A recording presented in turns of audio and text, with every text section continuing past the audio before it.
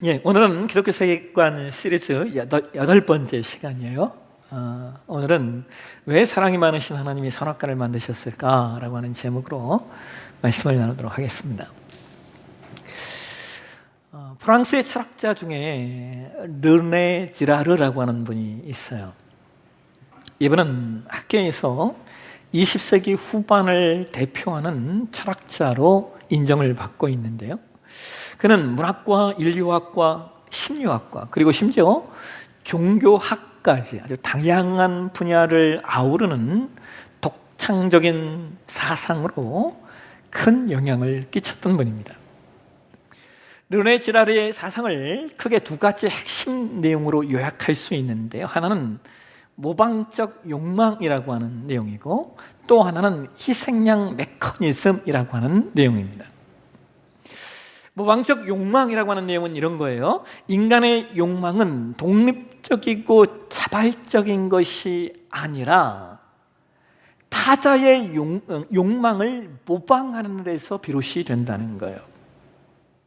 예를 들어 어떤 물건을 갖고 싶다는 욕망은 그 물건 자체의 필요성 때문이 아니라 다른 사람이 그 물건을 소유하고 있거나 다른 사람이 그 물건을 원한다라고 하는 것을 알게 될 때 욕망이 생겨난다는 겁니다. 그렇죠, 여러분? 명품백을 든 사람이 아무도 없다면 사람은 명품백을 갈구하지 않을 거예요.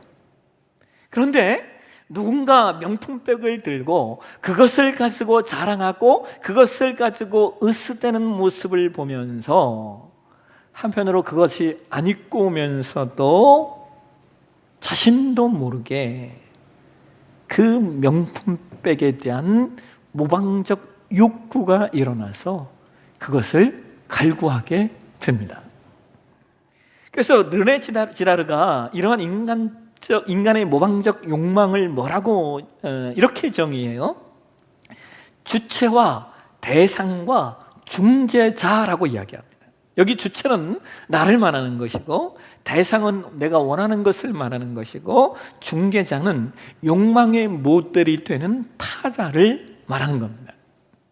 그래서 이 주체와 대상과 중개자가 삼각관계를 형성하면서 만약 주체와 중개자 사이의 거리가 가까워지면 그 둘은 그 대상을 놓고 경쟁하게 되면서 거기서 갈등과 폭력이 발생하게 된다는 거예요.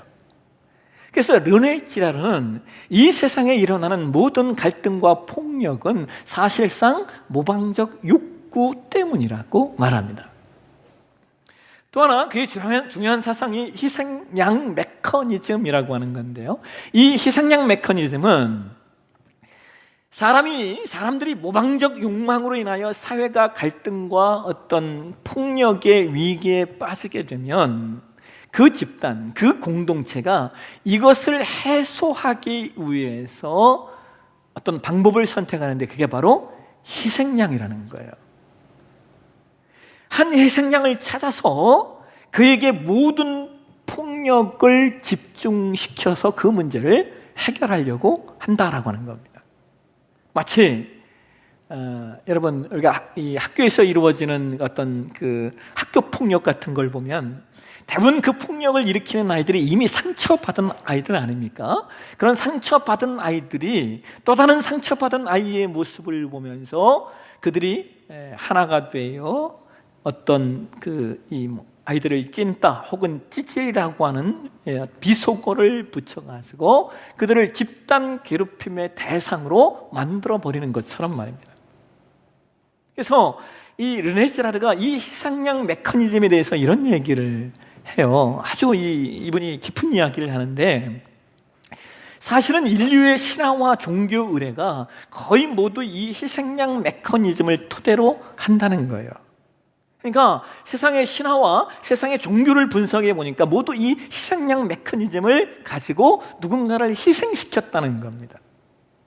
여러분 보세요. 요즘 최근에 어저께 강릉에 비가 많이 와서 다행인데, 최근에 강릉에 비가 오지 않아 가지고 난리가 났었잖아요.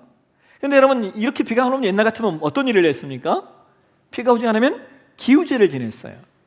근데 여러분 놀라운 것은 고대에는요, 이 기우제의 제물이 사람이었다는 겁니다. 그러면 이 기우제의 제물을 어디서 구해와요? 같은 부족은 안 되잖아요. 그러니까 다른 부족 혹은 다른 민족의 사람들을 붙잡아 와서 제물로 드리는 거예요. 그래서 르네사르가 이런 얘기를 하는 거예요. 고대 신화설은 공동체의 폭력의 결과인 희생양 메커니즘을 숨기고 신성시하는 역할을 했다는 거예요. 그걸 숨기고 사실은 폭력인데 그것을 신성시했다는 겁니다. 그러면서 이분이 무슨 얘기를 하냐면, 반면에 성경은 희생양인 예수 그리스도의 무고함을 폭로하고 그를 죽음으로 몰고 간 군중의 폭력을 그대로 드러내고 있다는 거예요.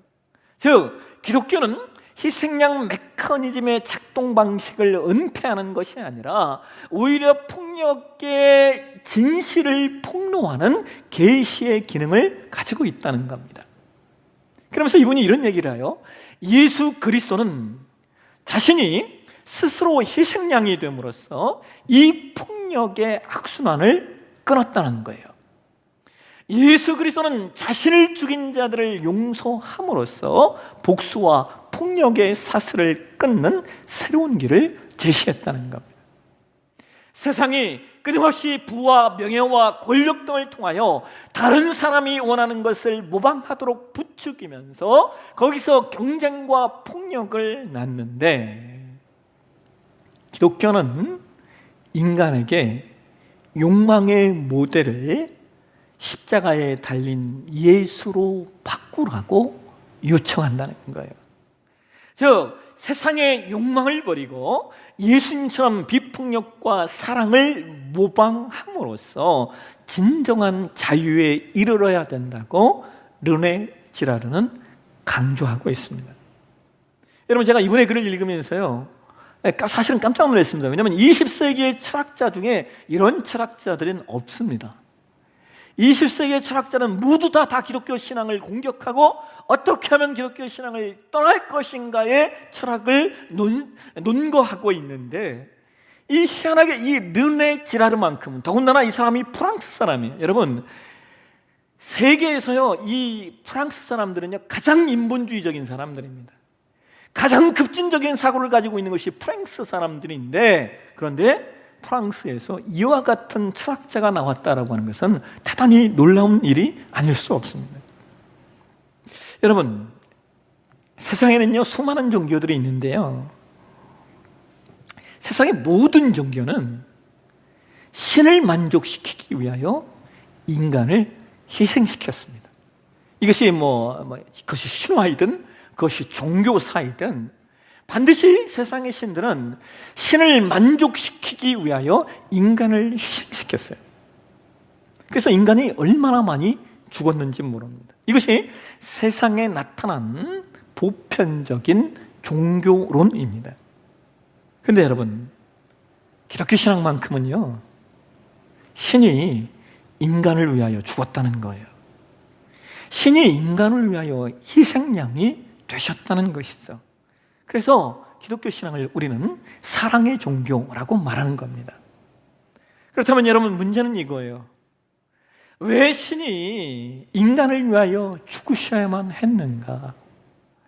왜 하나님의 아들 독생자 예수 그리스도께서 인간으로 성육신 하셔야만 했고, 왜 독생자께서 인간을 위하여 십자가에 죽으셔야만 했느냐라고 하는 거예요.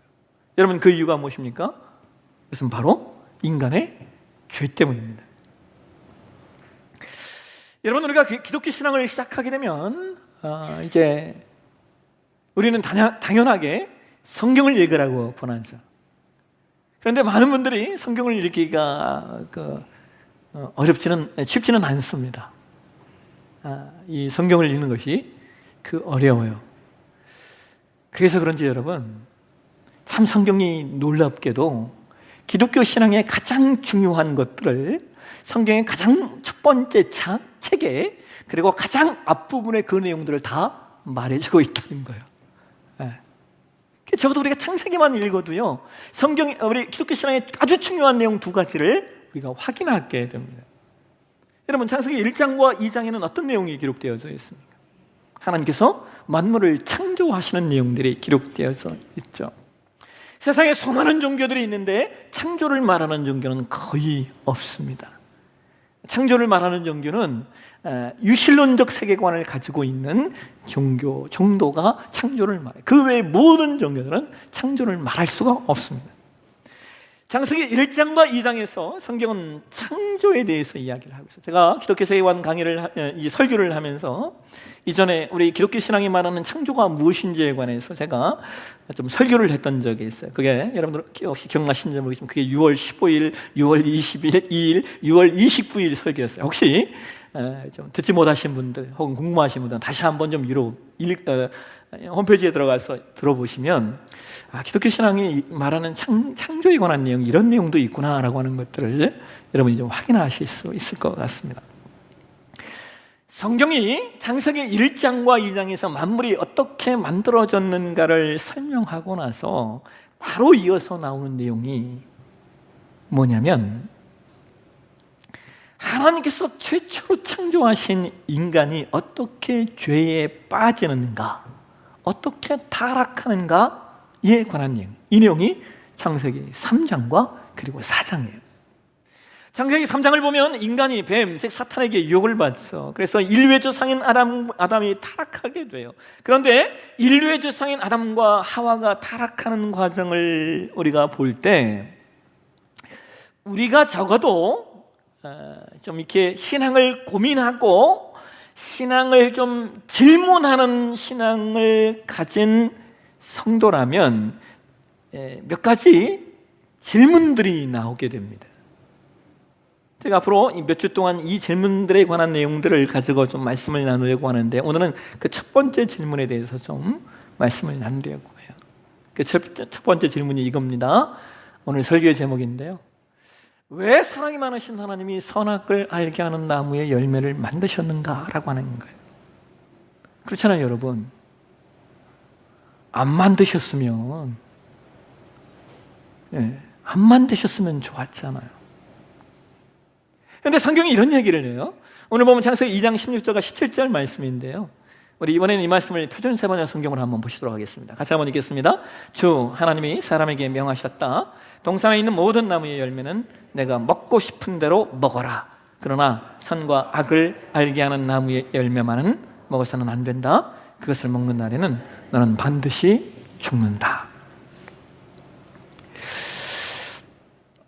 여러분, 사실 왜 사랑이 많으신 하나님이 선악을 알게 하는 나무의 열매를 만드셨느냐, 이 질문은요, 세상 사람들이 기독교를 비판할 때 꼭 들고 나오는 내용이에요. 아니, 애초에 만들지 않았으면 좋았지 않겠냐, 왜 만들어서 사람이 그걸 따먹고 사락하게 되게 만드느냐. 근데 여러분, 이런 말은요, 사실 이 논리가 이런 논리로 가게 되는 거예요. 여러분, 사람이 칼을 사용하잖아요.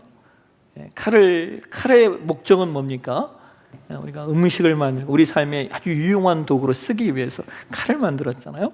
근데 그 칼을 가지고 사람이 누군가를 죽였다면 왜 칼을 만들어서 사람을 죽게 했냐고 말하시겠습니까?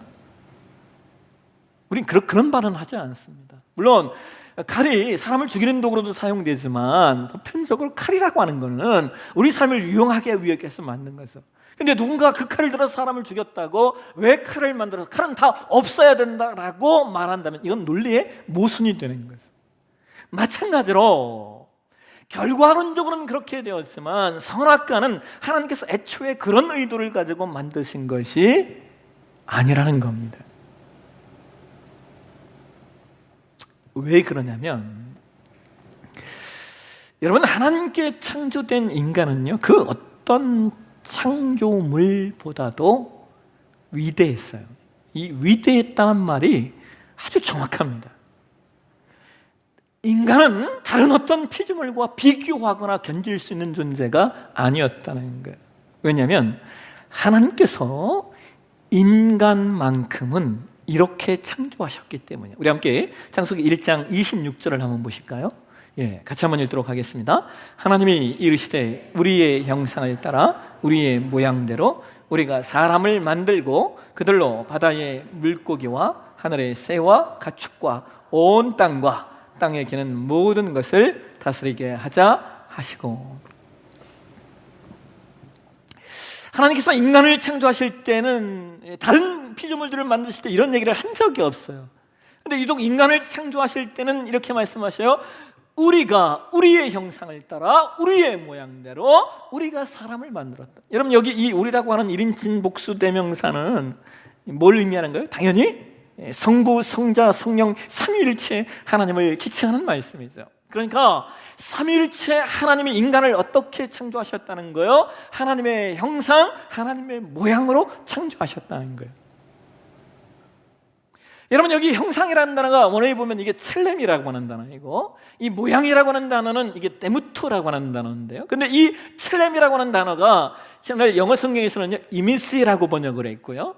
또 이 모양이라고 하는 단어는 영어 성경에 보니까 라이크니스라고 하는 단어로 번역을 했어요. 그러니까 형상이라고 하는 말은요, 어떤 사물과 그것을 그린 그림이 닮은 것처럼 인간과 하나님 간에 찾아볼 수 있는 구체적인 닮은 꼴이 있다라고 하는 것이고, 여기 모양이라고 하는 것은 추상적인 면에서의 유사성을 말하는 겁니다. 그렇다면 여러분, 이러한 하나님을 닮은 형상과 하나님을 닮은 모양의 가장 본질적인 것이 무엇일까요? 그것은 사람에게는 뭐가 있다? 영혼이 있다는 거예요. 사람이 동물과 식물과 다른 것은 두뇌의 탁월함도 있겠지만 그것만 있는 것이 아니라 존재 자체가 다른 거예요. 왜냐하면 인간은 그것들과 존재 자체가 다른 방식으로 창조되었기 때문이죠. 그러니까 여러분, 이 진화론이 가장 설명하기 어려운 것 중에 하나가 바로 영혼의 문제예요. 영혼의 문제. 이 영혼의 문제를 어떻게 해석할 것이냐, 또는 악한 영의 문제를, 이 영적인 문제를 어떻게 설명할 것이냐, 이 진화론은 설명이 되지 않습니다. 그래서 인간은 본질적으로 다른 피조물과 다르게 창조되었고 하나님을 닮은 형상과 모양, 즉 영혼이 있기 때문에, 그래서 하나님께서 인간에게 하나님이 만드신 다른 모든 피조 세계를 다스리시도록 맡기시는 거예요. 그러니까 여러분, 인간의 능력과 권세는요, 상상을 초월합니다. 여러분, 인간이 얼마나 탁월한 존재로 창조되었는가 하는 것을 우리가 단적으로 알 수 있는 내용이 창세기 2장 19절의 말씀이에요. 한번 보실까요? 같이 읽겠습니다. 여호와 하나님이 흙으로 각종 들짐승과 공중의 각종 새를 지으시고 아담이 무엇이라고 부르나 보시려고 그것들을 그에게로 이끌어 가시니 아담이 각 생물을 부르는 것이 곧 그 이름이 되었더라. 여러분, 제가 목회하면서요, 가장 어렵게 느끼는 것 중에 하나가 뭔지 아세요? 간혹 손님들이 저에게 자녀의 이름이나 혹은 손주의 이름을 지어달라고 요청하실 때, 저는 이 요청을 받으면요, 진짜요, 잠을 못 잡니다. 아니, 왜 자기 새끼 이름을 자기가 짓지, 왜 나한테 이름을, 저를 막 속으로 막 그래요. 왜 그러냐면, 제가 지금 우리 교회 누구죠? 우리 한 집사님 손주 이름 지어달라고 저한테 하셨다가 제가 그냥 쌩 깠어요.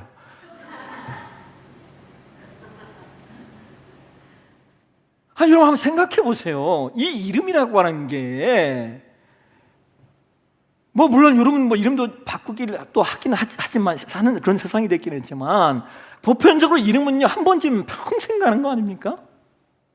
내가 살면서 가장 많이 쓰는 게 이름이고요, 가장 많이 사람들에게 불리는 게 이름이고, 가장 많이 사람들이 사용하는 게 이름이에요. 이름은 내 존재를 의미하는 거예요. 근데 이 이름을 누가 지어주겠어요? 저는요, 막 몇 날 며칠 잠 못 자다가 포기함, 두 손 듭니다.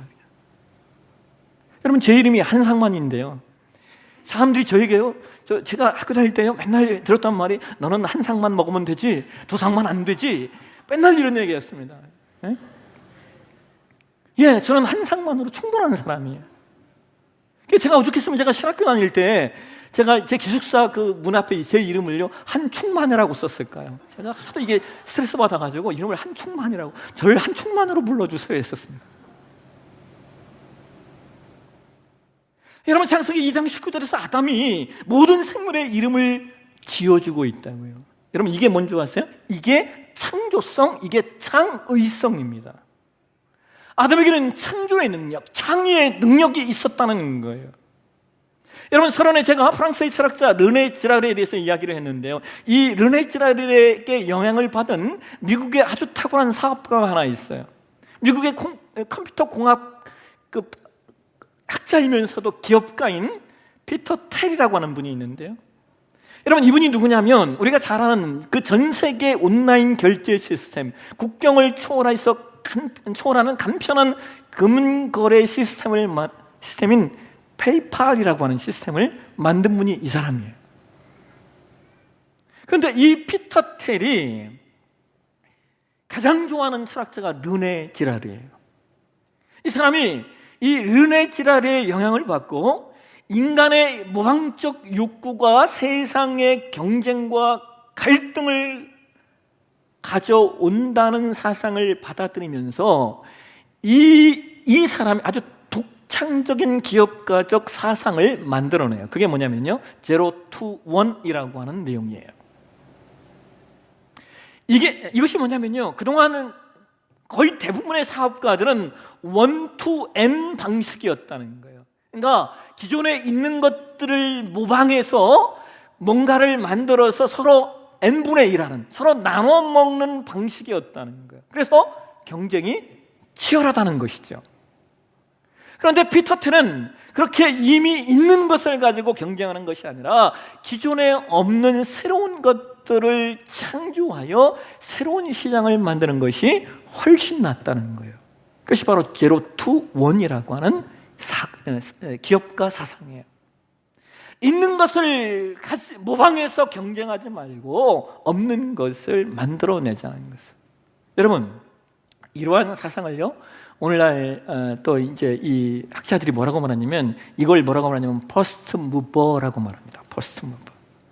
기존에 없던 새로운 것들을 만들어내는 사람을 퍼스트 무버, 뭐 선도자, 이렇게 지칭을 해요. 근데 이 퍼스트 무버의 아주 주요한 특징이 두 가지예요. 하나는 개척자 정신이고 또 하나는 창조자 정신, 창의자 정신입니다.